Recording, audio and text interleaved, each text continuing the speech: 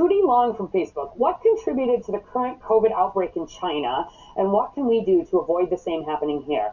Yeah, so China's really interesting. China has been pursuing a zero COVID approach, and they've been doing that like since the beginning of COVID. And they've been doing that with very aggressive COVID controls, locking down, like really locking down cities with tens of millions of people, at the level that you may not leave, except for once a week to get groceries in a monitored kind of way. The problem I think that China is seeing, along with some other countries that were aiming for zero COVID, is that the Omicron variant is just too infectious. It's too contagious. And even where there have been cases and there's been attempts, and right now China is locking down huge cities. I want to make the point that one of the reasons for being very aggressive around lockdowns, et cetera, is to give time to get people vaccinated, right? And one of the reasons why, especially before vaccines were available and, things were really out of control, there was more turn to this is because, we saw what was happening.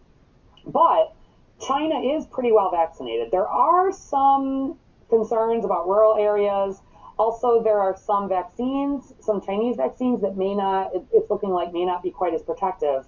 But I think the surge that you're seeing is a combination of just this very infectious Omicron, where it is coming in breakthrough. Hong Kong specifically, separate from China, Hong Kong is a really interesting case study because it also was being very aggressive in terms of, zero COVID, very tight lockdowns, et cetera.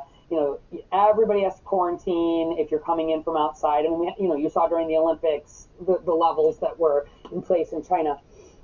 And partly because there had been very, very few cases, I think partly because there is a lot of mistrust of the Chinese-made vaccines in Hong Kong, sort of for political reasons, and other kind of trust in government, this gets back to these decisions. Something like 2/3 of people who live in Hong Kong over 80 or 85 are actually not vaccinated.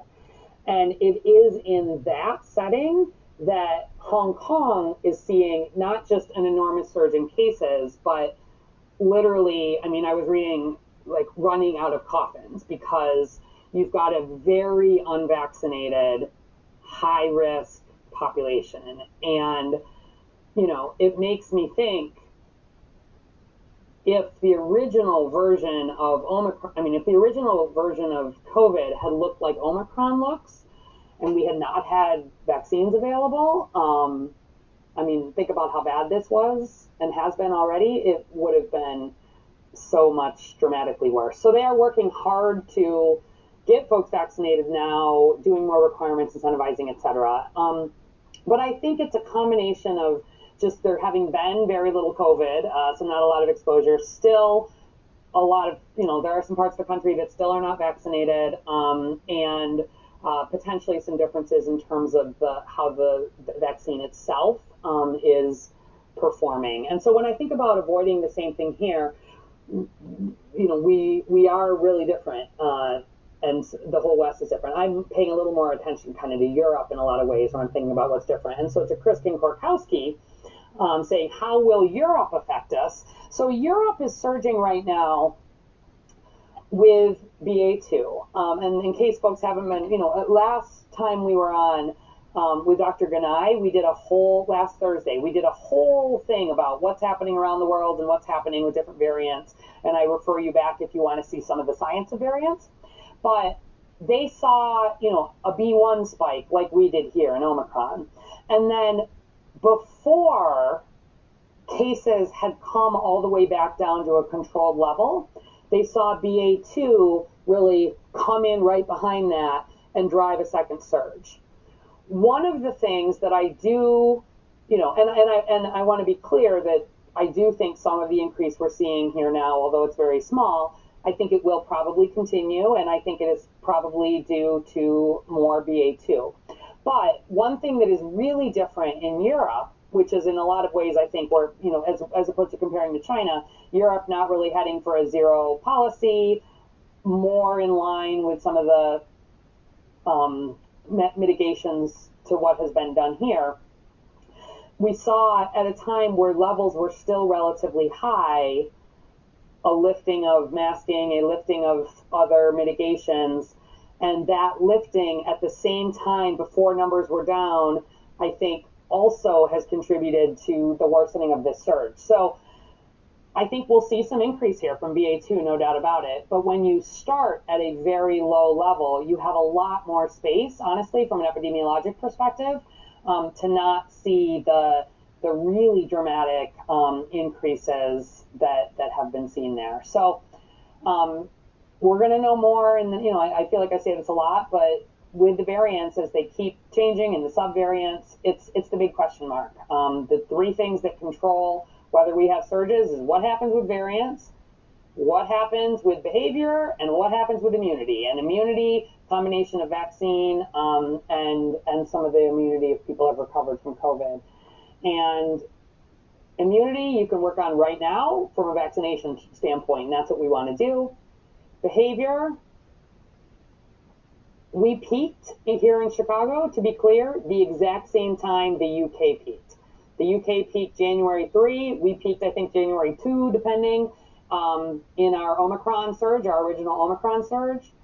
And we are, the UK right now is at like a 13% positivity, very high numbers, is seeing some increase in hospitalization. We've seen nothing like that yet. Could we see something? Yeah, we could.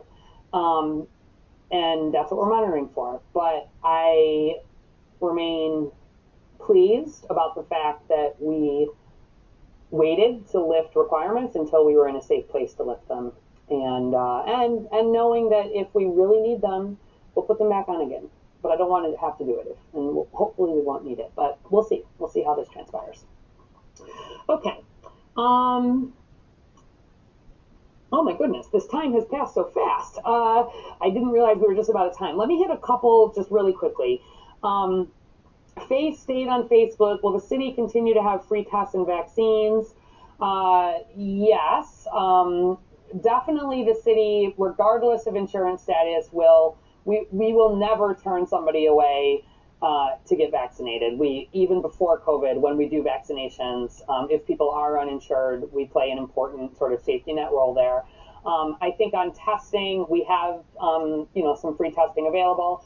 For people who are uninsured, federally qualified health centers, please, please, please get connected to one now. These are your community health centers in your neighborhoods. They get additional federal funding to provide care, free testing, free treatment, free vaccination, specifically for folks who are uninsured.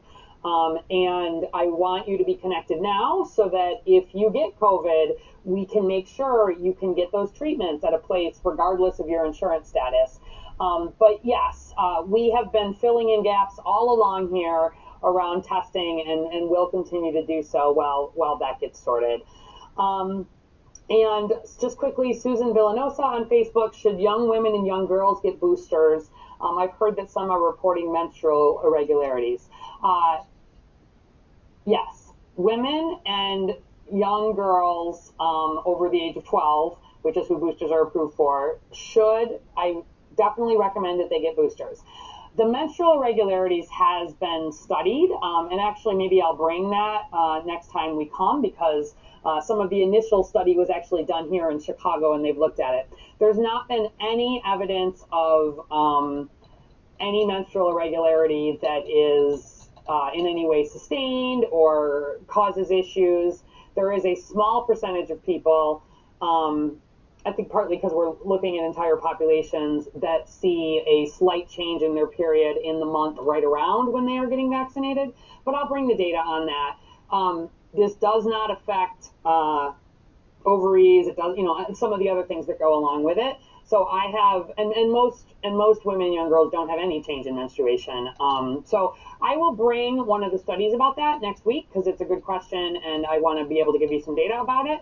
But suffice it to say that I very strongly recommend that women and girls